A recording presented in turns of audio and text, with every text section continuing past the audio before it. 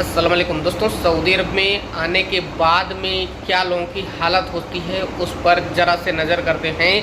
दोस्तों, हम वीडियो में बनाने के लिए अभी ये नहीं सोच रहे हैं कि हमारी हालत कैसी है। हम सिर्फ आप लोगों के लिए लगातार अपडेट लेकर आ रहे हैं। दोस्तों, जब भी आप सप्लाई कंपनी में आते हो तो वहाँ पर हालत बहुत ज़्यादा बुरी हो जाती, बहुत ज़्यादा ख़राब हो जाती है। उसके बारे में थोड़ा से नज़र देते हैं, मतलब थोड़ा से ध्यान देते हैं। तो यहाँ पर जब भी आप सऊदी अरब में आते हो तो आपको 4-5 दिन रखा जाएगा। आपको बोला जाएगा कि आप जो है अपना काम आ जाएगा, फिर आपको काम दे दिया जाएगा। आपसे क्या बोला जाएगा कि आपको ऑफिस में क्लीनिंग का काम है, आपको मॉल के अंदर क्लीनिंग का काम है, आपको एयरपोर्ट के अंदर क्लीनिंग का काम है। यानी सप्लाई कंपनी में इसी तरह से कुछ बताते हैं। जब इंडिया के अंदर बताते हैं तो इसी तरह से बताते हैं। आपकी सैलरी भी अच्छी खासी है, उसके बारे में हमने बहुत सारी बातें किया है। तो यहाँ पर ये सब कुछ बताएंगे, लेकिन 4-5 दिन बीतने के बाद में शुरुआत में जैसे ही आप एंट्री करोगे तो आपका जो सप्लाई कंपनी तुरंत मेडिकल करवाती है। कुछ ऐसी कंपनी जो मेडिकल नहीं करवाती हैं, और कुछ ज़्यादातर कंपनी ऐसी होती हैं कि जैसे ही आप आओगे पहले आपको खाना नहीं दिया जाएगा, आपका पहले मेडिकल करवाया जाएगा। आप फ्लाइट में भूखे मरे हो या प्यासे मरे हो, उससे कंपनी का कोई मुश्किल नहीं है, कोई भी उनको हर्ज नहीं है, कोई भी उनको दिक्कत नहीं है। वो डायरेक्ट आपको ले जाकर मेडिकल के लिए ले जाएंगे और वहाँ पर आपका मेडिकल हो जाएगा। अगर मेडिकल फिट हो जाता है, मतलब यहाँ पर सप्लाई कंपनी में जितने भी लोग आते हैं लगभग 99% उनका फिट हो जाता है। ऐसा नहीं है कि आपका फिट नहीं होगा। सऊदी अरब में आने के बाद में ऐसा नहीं सोचना कि आपका मेडिकल फिट नहीं होगा। सप्लाई कंपनी का पूरा सेटिंग होता है, पूरा उनका एक तरह सिस्टम होता है, वो आपका मेडिकल फिट ही करवा लेंगे। इसके लिए आपको परेशान होने की ज़रूरत नहीं है। इंडिया के अंदर क्या है, बाकी देशों के अंदर क्या है, उनसे कोई मतलब नहीं। लेकिन जगह अगर आप आ रहे हो सऊदी अरब में तो आपका मेडिकल फिट ही होगा। ऐसा नहीं घबराना कि आपका मेडिकल फिट नहीं होगा, क्योंकि सऊदी अरब में बहुत सारा सिस्टम अजीब तरह से चल रहा है। इसलिए आपको ये बात ध्यान रखना है। जब आपका मेडिकल करवा लिया जाएगा उसके बाद में क्या होगा कि आपको सुबह से शाम तक खाना दिया जाएगा। खाने में दाल चावल या हो सकता है कि प्याज लहसुन मिर्च इस तरह की सामान दी जा सकती है। ज़्यादातर आपको तेल दिया जाएगा, प्याज लहसुन टमाटर और जो आलू है वो दिया जा सकता है, प्याज दिया सकता है, और यही सारा कुछ आपको दिया जाएगा। आप खुद उसको बनाकर खाएंगे। अब इंडिया से आप पैसा लेकर आए हैं, नहीं आए हैं कंपनी से, उससे कोई मतलब नहीं। 2-4 लोग मिलकर बर्तन ले, चूल्हा आपको दिया जाएगा, गैस दिया जाएगा, ये सारा कुछ होता है। तो ये सारा अरेंज करके आपको दिया जाएगा। अब आप खाना बनाएं, खाएं ना खाएं, उससे कंपनी का कोई प्रॉब्लम नहीं है। आपको खुद ये सारा कुछ अरेंज करना होता है। अगर आपके पास बर्तन नहीं, 4-5 लोग आए हो, 6 लोग आए हो या अकेले भी हो, तो वहाँ पर भी आपको बर्तन लेना होगा। बर्तन के साथ में आपको मसाले भी लेना पड़ेगा। ये सारा कुछ आपको लेकर फिर आपको खाना खुद बनाना होगा। ये सब कुछ बनाकर फिर आप खाएंगे। 2-4 दिन बीतेगा, फिर आपको बोला जाएगा कि अभी ये काम आया है, अभी वो काम आया है, अभी ऐसा चल रहा है, अभी वो ऐसा चल रहा है। मतलब बहुत सारी बातें आपको सुनाई देंगी। कुछ लोग बोलेंगे कि इस कंपनी में कोई रुक नहीं पाता है, ये लोग यहाँ से भाग जाते हैं। ज़्यादातर लोग भागते ही हैं, ये भी सुनने को मिलेगा। कुछ लोग ये बोलेंगे भाई यहाँ काम करने का कोई फ़ायदा नहीं, 2 साल बीत जाएगा और आपका जो पैसा लगा हुआ है 1-1.5 लाख वो भी नहीं निकल पाएगा। अब इसमें आदमी कंफ्यूज हो जाता है कि हम आगे करें तो क्या करें। दोस्तों, जब भी आपके साथ ऐसा हो तो वहाँ पर हम आपको बताते हैं कि अगर आप किसी भी सप्लाई कंपनी में आ चुके हो और आपके साथ ऐसा हो रहा है, आपको दिखाई दे रहा है कि यहाँ पर बहुत सारी समस्याएं, तो आपको घबराने की ज़रूरत नहीं है। आपको जो काम है वो दिया जाएगा और जल्दी दिया जाएगा। शुरुआत में आपको जल्दी दिया जाएगा। शुरुआत में क्या होता है कि अगर छोटी कंपनी है तो वहाँ पर क्या होगा कि आपको एक ही काम मिलेगा, या तो लॉजिस्टिक में दिया जाएगा, लोडिंग अनलोडिंग दिया जा सकता है, या डायरेक्ट जो आपको बोला जाएगा कि आपको बलदिया में जाना है, रोड पर जाकर कचरा बीनना है, या आपसे बोला जाएगा कि आपको गाड़ी में रहना है, डब्बा उठा के गाड़ी में डालना है। ये सब कुछ बोला जा सकता है।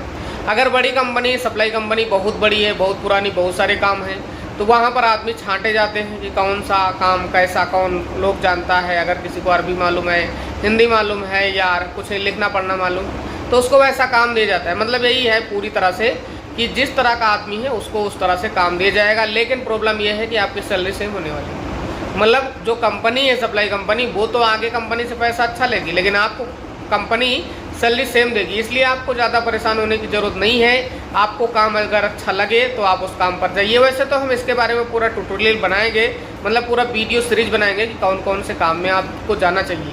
सप्लाई कंपनी में आने के बाद में क्योंकि अगर आप उस काम में जाते हो तो ज़्यादातर आपको दिक्कतों का सामना नहीं करना पड़ेगा, और बहुत सारे काम हैं जिनमें जाओगे तो आपको दिक्कत ही दिक्कत देखने को मिलेगी। इसलिए आपको सावधान सतर्क रहने की ज़रूरत है, क्योंकि बहुत ज़्यादा ऐसे काम हैं जहाँ पर आपको बहुत सारी दिक्कत हो सकती है। दोस्तों, जब भी आप पहली बार काम पर जाएंगे, हो सकता है कि 5 दिन, 6 दिन, 8 दिन, 10 दिन, कुछ ही ऐसी कंपनी है जो बैठकर आपको पैसा देंगी। ज़्यादातर लगभग 80-90% कंपनी ऐसी हैं जो बिना काम के आपको पैसा नहीं देंगी। ये कंफर्म कर लेना, दिमाग में रख लेना। ऐसा नहीं कि आप बैठेंगे और आपको पैसा चालू हो जाएगा, ऐसा कभी मत सोचना। ज़्यादातर कंपनी ऐसी होती हैं, आपका पैसा स्टार्ट नहीं होगा। स्टार्ट तभी होगा जिस दिन आप काम करोगे, उस दिन का पैसा आपको मिलेगा। जिस दिन छुट्टी करोगे उस दिन का आपका पैसा नहीं मिलेगा, ये ध्यान रखना। तो सप्लाई कंपनी में कुछ ऐसा ही होता है। बाकी यहाँ का प्रोसेस जो है वो आगे का, अगर आपको काम आगे पसंद नहीं आता है तो आप 1 महीने, 2 महीने, 15 दिन में, 10 दिन में जैसे रिटर्न आओगे तो हो सकता है कि तुरंत काम दिया जाए, लेकिन हो सकता है कि आपको 1.5 से 2 महीने में बैठाया जाए। ऐसा भी हो सकता है। कुछ भी ऐसे लोग हैं जिनको 5-5, 6-6 महीना बैठाया गया है। अब सोचिए, वो अपने घर से मंगा कर खाना खा रहे हैं। अगर वो घर जाने के लिए बोल रहे हैं तो उनको कंपनी बोल रही है कि आपको 4-5 हज़ार रियाल देना होगा, फिर अपना टिकट करवाना होगा, फिर आप घर जा सकते हो।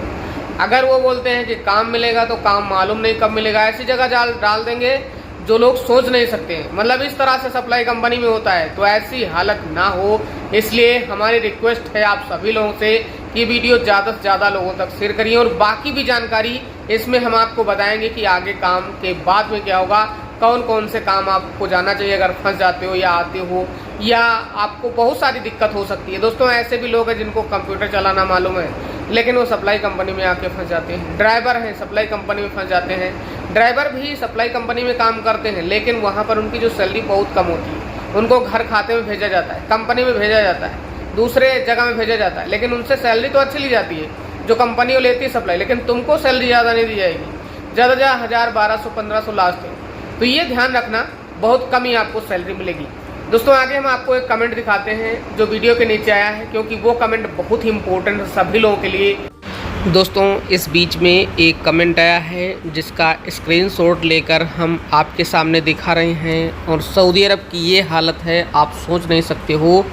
इस वीडियो को देखने के बाद में और बाकी जो पूरी सीरीज हमने बनाया है उस वीडियो को देखने के बाद ही आपको फैसला लेना चाहिए कि हमें सऊदी अरब में आना चाहिए या नहीं आना चाहिए। क्योंकि यहाँ पर जो कमेंट में बताया गया उसमें कहा गया है कि लोग हल्दिया से, मतलब जो इस बाला होता है, कचरा होता है, उसमें से खाना निकाल कर खा रहे हैं। बहुत बुरा बर्ताव करते हैं।